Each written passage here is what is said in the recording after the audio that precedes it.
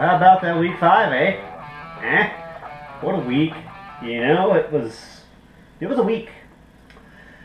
As far as weeks go, I would say, like, compared to the first 4, I think this might have the most long-lasting effects as far as long-term in the league.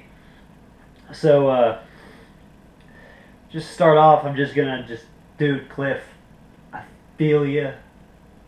I hurt for you.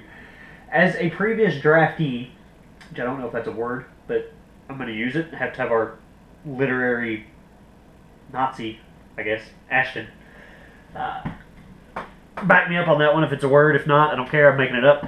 As a previous draftee of Jamal Charles in the first round, I feel you. Him going down with an ACL does suck. On the bright side, if there's... Well, not really a bright side. I would just say, I guess it's better to see it happen on the field as opposed to him dodging a mascot on the sidelines, like he did whenever I had him. But it still sucks. It really does. I feel you.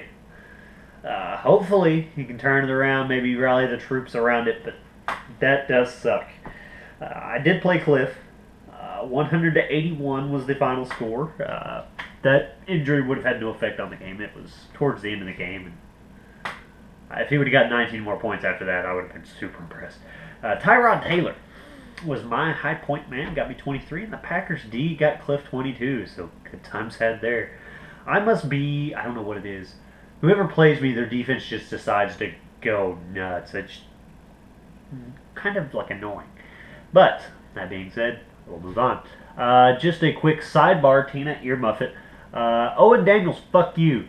Okay, really? You're playing the Raiders. Pretty sure the Raiders have gave up like 12 touchdowns a game to tight ends this year. Some astronomical number like that, and you didn't even get a catch? Really? Come on, dog. You're killing me. Ravens, what the heck? You're just as bad. You're playing the Cleveland Browns, and you go -3 of the points? How do you let Cleveland, the friggin' Browns, score 30? You should be ashamed of yourselves. It's painful being a Raven fan. But, moving on. Seth Estes. Seth walking into the game 4-0. Schlong, Chode hanging low. You know, Estes was just kind of like, I don't care. I was the original testee, so you can just roll it back up because I'm taking you down. Got him 110-102, the Kryptonite, as we like to call him. Estes knocked him down when only gravity used to be able to do so. Carson Palmer, Seth's high man, got him 24, and Eli, the friggin' mouth breather himself, got Estes 34. Nice to have a DeMarco Murray sighting for Estes, got him 17, so maybe brighter days are ahead for Estes. We shall see. Matt played Chop. Now, I don't know if in the world of fantasy football, if there is such a thing as upsets, but if there is, this is definitely one. Matt 4-0, Chop 0-4, and Chop, the fantasy reaper himself, come away with a W. First one of the year. So Tom Brady got Matt 29. Drew Brees and Allen Hurns both are reaping the benefits of garbage time. Oh, both happened in the last drive of the game. I think they got touchdowns. 19 for Drew Brees, 17 for Allen Hurns. Blows my mind.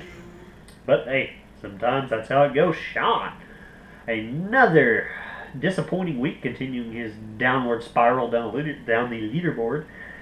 Got just absolutely ravaged by Ashton. Ashton, I mean, at least next time maybe take him out to dinner first before you do that kind of thing to him. But 70-116 is no laughing matter. That is the beatdown.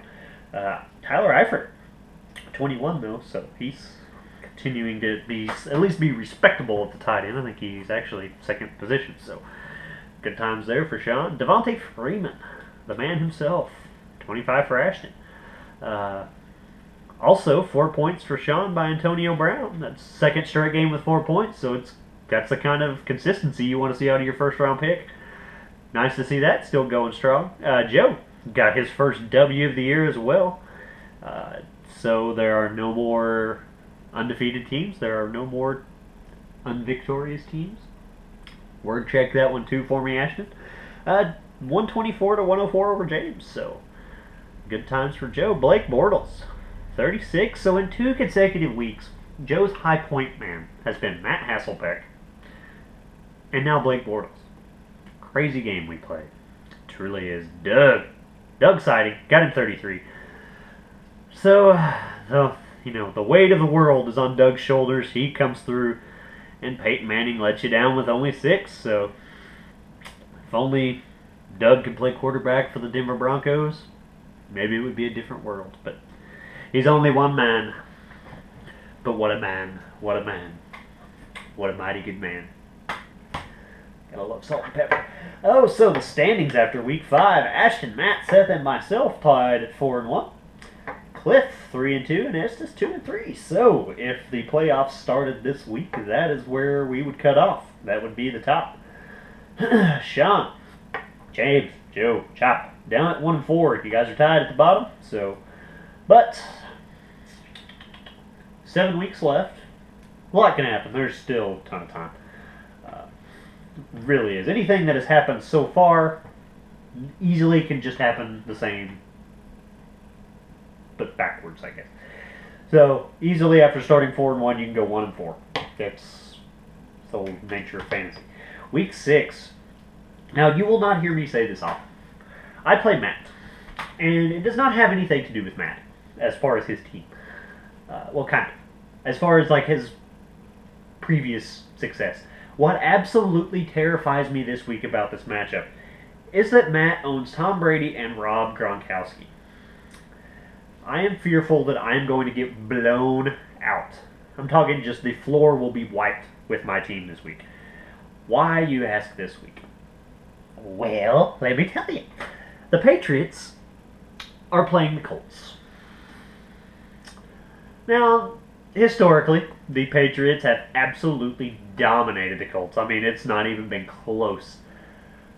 But this time in particular, I feel like it's going to be extra special for Tom Brady. Because it is the same Colts that whined and threw a bitch fit after they got just kind of almost like what Ashton and Deshaun, like that kind of level of a beatdown in the playoffs with them.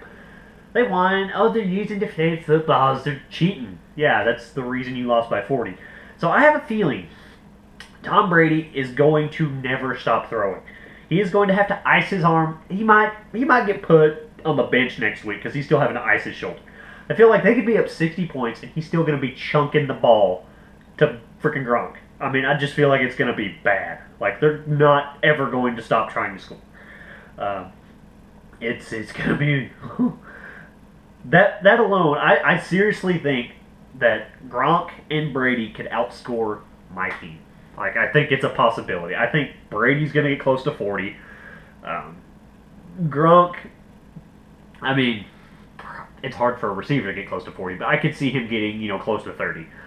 So I'm terrified. I really do think I'm going to get just blasted. And I mean, I think my team, even though the matchups aren't quite there, I think I'm going to have a respectable outing.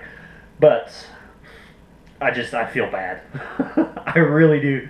But you got to play the game, and my boys will be ready for battle. But I'm fearful. Cliff plays Seth.